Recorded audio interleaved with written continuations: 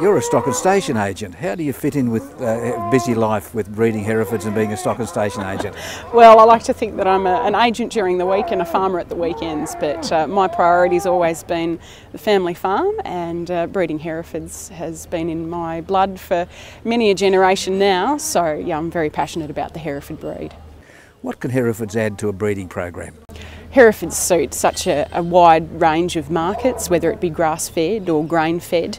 Their MSA qualities are so sound, and meat quality is so important in our market now, and I think Herefords certainly fit that bill. They fatten on grass, and they handle the dry conditions rather well, so they're easy to fatten.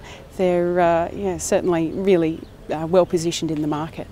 In a male-dominated area of auctioneering, you were a state finalist at Sydney in 2004. How did you get into auctioneering? Part of the job, I started working at the sale yards, just doing a bit of yard work and some pencilling, and someone just in passing mentioned one day, why don't you go have a go at auctioneering, as if to say that I wouldn't. So I went off to a couple of auctioneer schools, and couple of years later, I suppose, I was nominated for the state finals in Sydney, which was a bit of a highlight in my career. And you're doing some judging around. You judged the Sydney Royal Show this year. How did you find the cattle there? Oh, the lineup of Herefords in Sydney was of excellent quality this year, both Herefords and Poll Herefords. The Poll Hereford bull went on to take out the supreme exhibit of the Sydney Royal Show this year, and there was certainly a really outstanding line of Hereford cattle at the Sydney Show this year. Are shows still important in our industry? Yes, I think they are, and depending on the individual studs as well, they take that as part of their marketing program for the year, and it's good for people to be able to go and see a bit of a snapshot of people's breeding program as they go through the ring, and what new sires are producing in lines of cattle, and so it was certainly very pleasing to see some new genetics as well as some old genetics go around the show ring this year.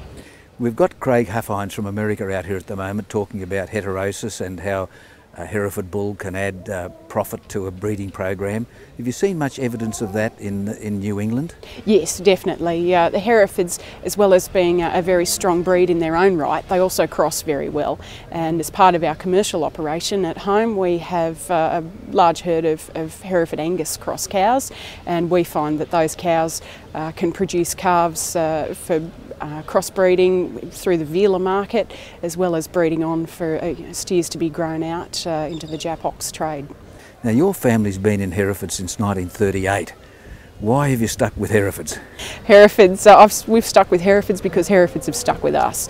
They've always been well placed in the market, and it's always easy to sell good lines of Hereford steers and Hereford females, and there's always, as an agent, we've always got clients that are chasing big lines of Hereford cows, and so they fit into any breeding program, and they've certainly looked after us over the years, so very passionate about the Hereford breed. So you mentioned Hereford cows. The Hereford dam, as she has a superiority? Absolutely. A lot of people now are looking to crossbreed, and like I said, with the Black Baldy cows, the Hereford Angus cross, and there's got to be a base somewhere along the line, so those Hereford cows certainly provide an excellent base for crossbreeding.